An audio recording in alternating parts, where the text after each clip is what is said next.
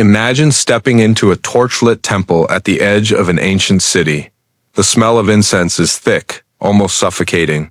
Hooded figures chant in a language you can't understand. The walls are painted with scenes of gods performing unspeakable acts, and at the center, a ritual is unfolding that makes you question everything you thought you knew about religion. For much of ancient history, sex wasn't merely a private matter. In some places, it was worship.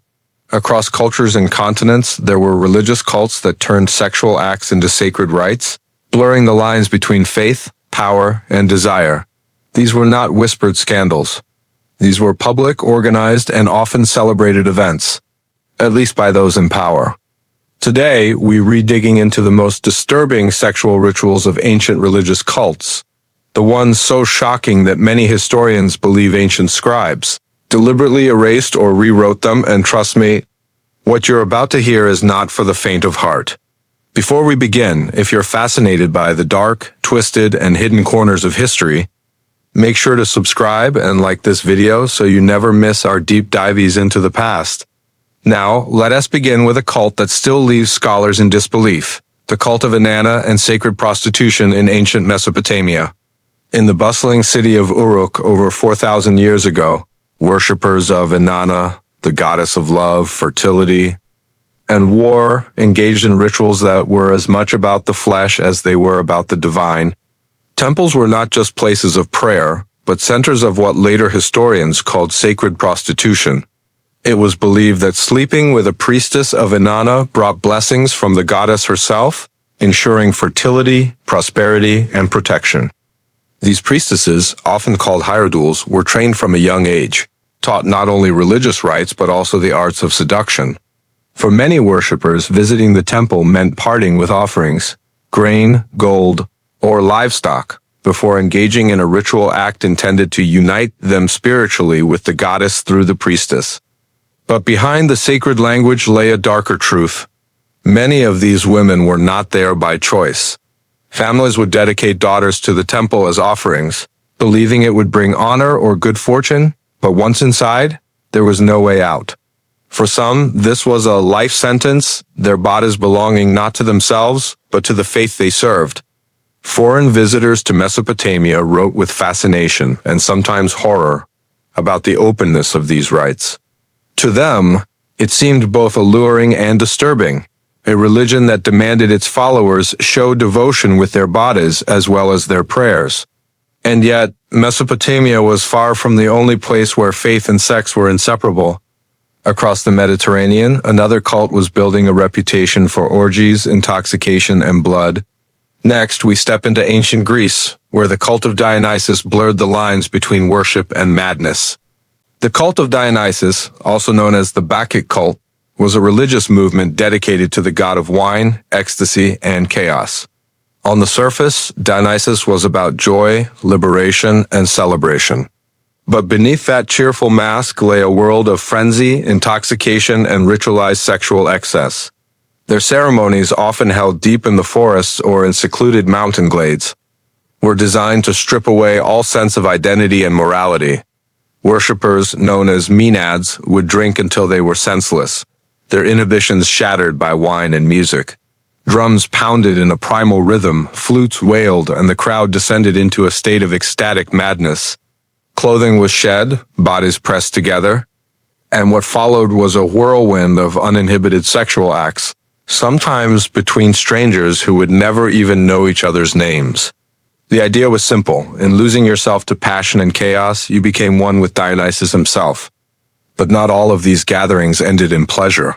Some ancient accounts, especially those from horrified Greek historians, describe how the frenzy could turn violent. In certain festivals, the Maenads would rip apart live animals with their bare hands, drinking the blood as part of their communion with the god. In rare but whispered about cases, human victims were said to have suffered the same fate. The Greek authorities tried to clamp down on the cult when the sexual rituals became too notorious, but suppression only drove them further underground. By the time the Romans adopted and adapted Dionysian rites, calling them bacchanalia, the stories of what went on in these secret meetings had become so scandalous that the Roman Senate banned them outright in 186 BCE. The ban didn't stop the faithful. Instead, the rituals became even more secretive, hidden away in remote villas and countryside shrines. Invitations were whispered, and the initiations for new members were said to involve not just feasts and orgies, but also tests of loyalty that often had a sexual component. And while Greece and Rome indulged their wild god of ecstasy, farther east, another religion was turning sexual energy into something it claimed could bring immortality, but at a terrible cost. This brings us to the Tantric rites of certain ancient sects in India and Tibet practices that were as much about control as they were about pleasure. In the ancient world of Eastern mysticism, not all sexual rituals were about chaos and abandon.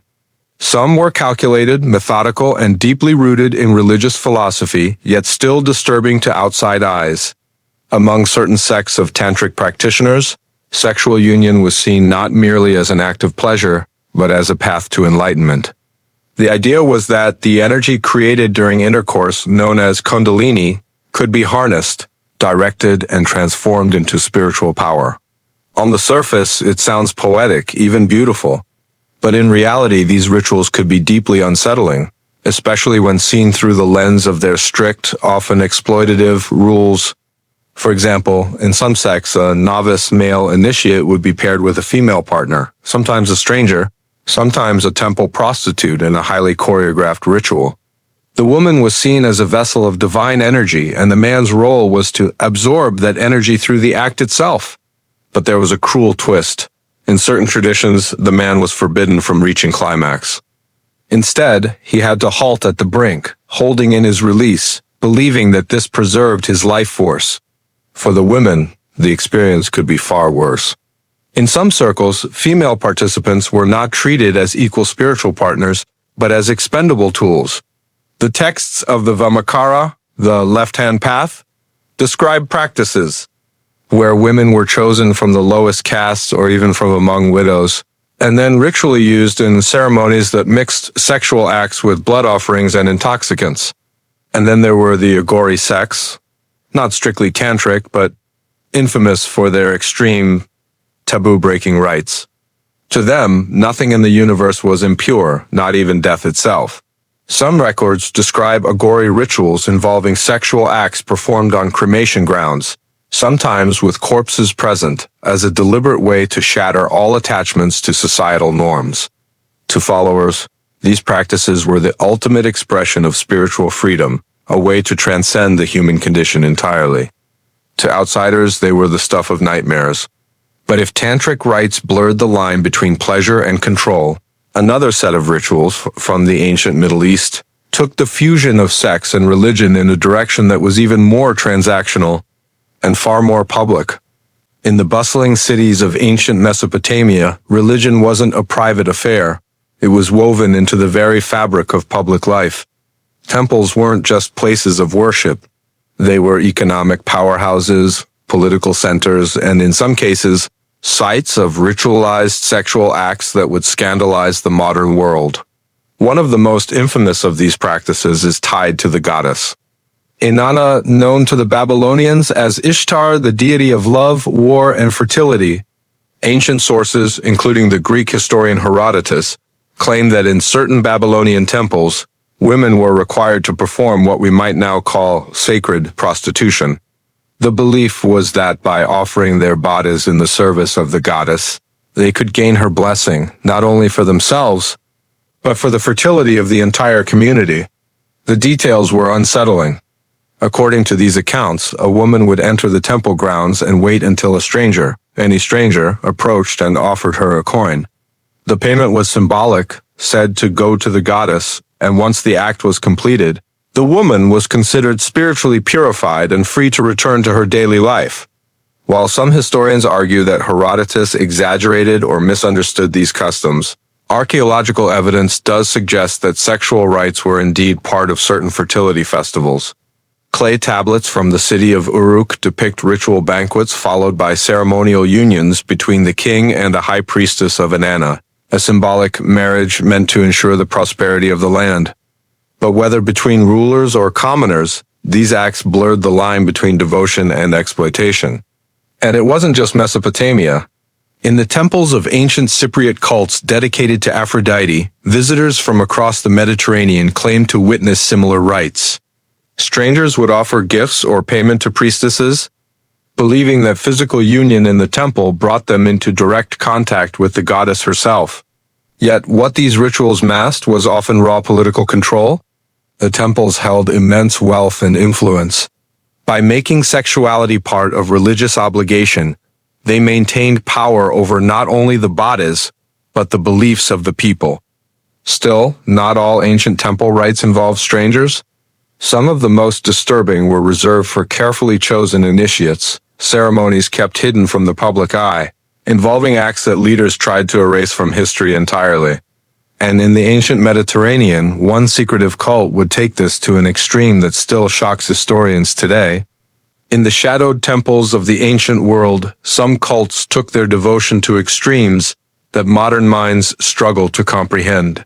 Here, sexuality and the sacred became intertwined with the ultimate transgression, the taking of life. Among these rituals, blood was more than just a symbol, it was a conduit, a tangible essence of divine power. In Mesoamerica, for instance, the Aztec civilization had a complex religious calendar, punctuated by ceremonies that fused fertility, war, and human sacrifice.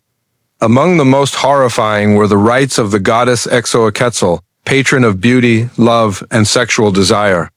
Her followers believed that the goddess's blessings could be invoked through intimate acts performed on the temple steps, but these acts were not merely symbolic. They were entwined with offerings of blood, sometimes even the ultimate offering, the lives of young captives. The ritual often began with elaborate feasts and dances, with participants adorned in the vibrant feathers, gold ornaments, and intricate face paint meant to imitate divine attributes. Then selected individuals, often young men and women considered especially beautiful or pure, were brought forth. The cultists believed that combining sensuality with bloodletting bridged the gap between the mortal and the divine. The sexual act itself was performed in close proximity to sacrifice, a chilling fusion of lust and devotion that left witnesses both awestruck and terrified. In the ancient Near East, another disturbing practice emerged within certain fertility cults.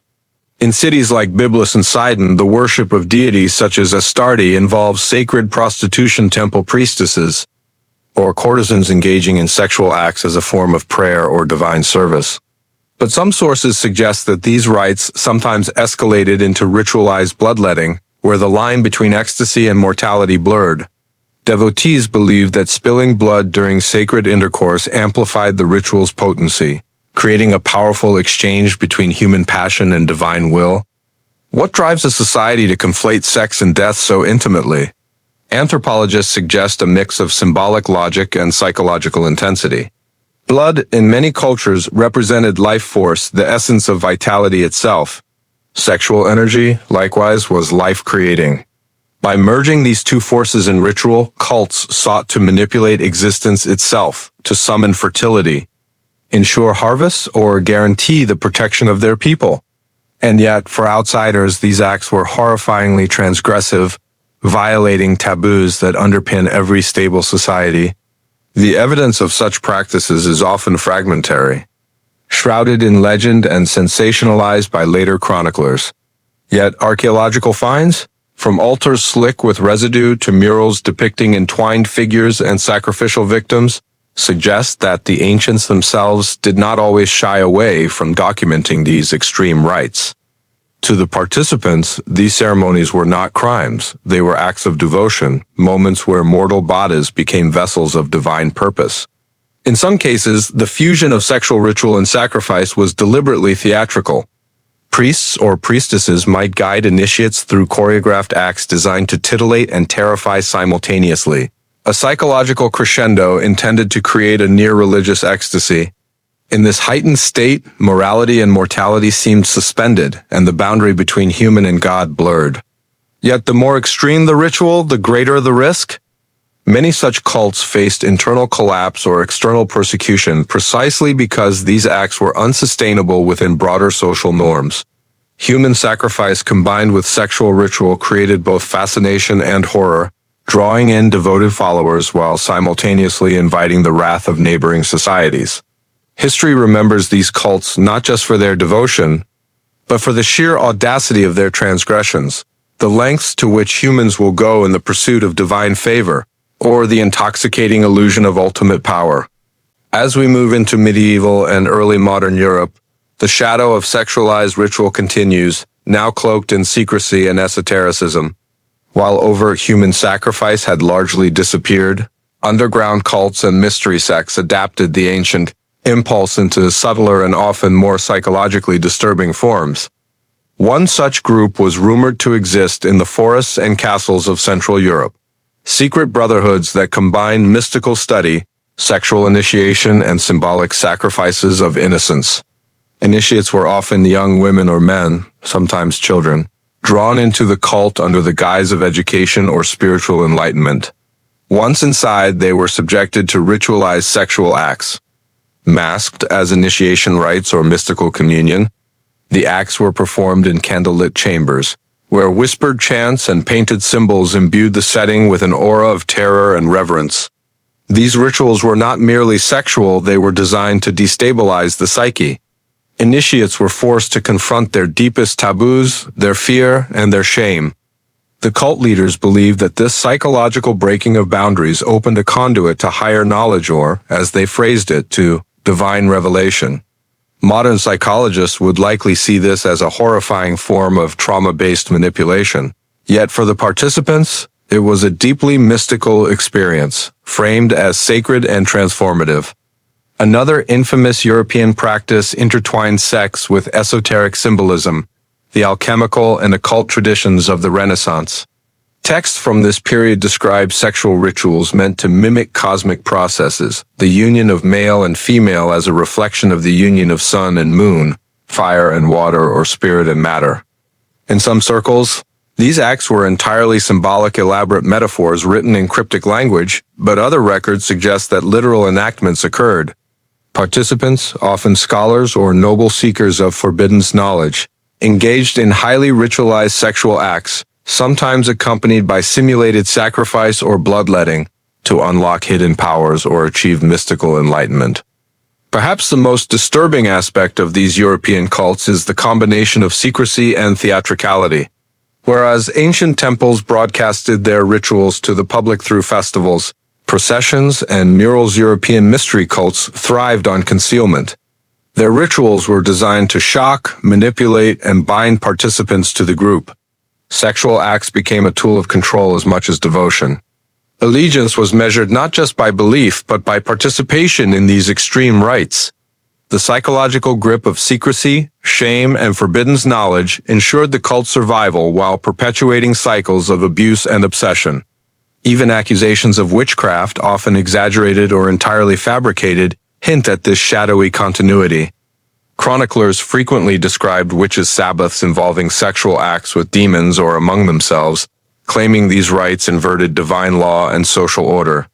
While many of these accounts were sensationalized to justify persecution, they reflect enduring anxieties about the mingling of sex, power, and the sacred. They reveal the deep-seated human fascination and terror at the thought that erotic desire could become a vehicle for divine or diabolical communion.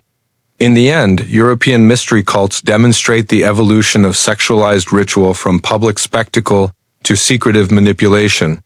The acts themselves, often hidden, psychologically coercive, and laden with symbolism, maintain the ancient impulse to fuse the mortal with the divine, to use sexuality as a bridge to power, and to transgress boundaries in pursuit of transcendence.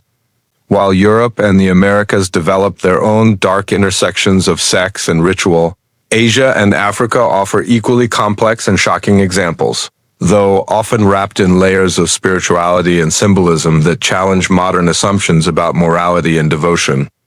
In parts of ancient India, Tantric traditions explored sexuality as a path to spiritual enlightenment. Unlike the horror-driven cults of Europe or Mesoamerica, Tantra framed sexual union as a sacred act, a ritualized dance between cosmic energies. Priests and initiates believed that harnessing sexual energy could awaken the Kundalini, a latent spiritual force residing at the base of the spine. Yet even in these practices, intensity could border on transgression. Certain tantric rituals involved acts that to outsiders appeared taboo or shocking: sexual union within temple grounds, use of intoxicants, and in rare cases, symbolic bloodletting. These rites were not performed for lust or domination, but for spiritual transformation, a stark contrast to the coercion of European mystery cults. Nevertheless, the potential for abuse existed, particularly when unscrupulous leaders imposed acts on followers under the guise of enlightenment. In Africa, ancient fertility cults often blended sexuality, ritual, and community power. Among some West African tribes, initiation ceremonies for young men and women incorporated sexual elements intended to teach the mysteries of life, death, and reproduction. The acts were carefully structured and culturally codified, sometimes dramatizing fertility myths with sexual enactment. In extreme cases, these rituals could include symbolic offerings of blood or participation in communal rites, designed to bind individuals to the spiritual and social fabric of the tribe. The line between sacred and transgressive was always perilously thin. Across cultures, sex and ritual acted as a gateway to divine power, cosmic knowledge, or social cohesion.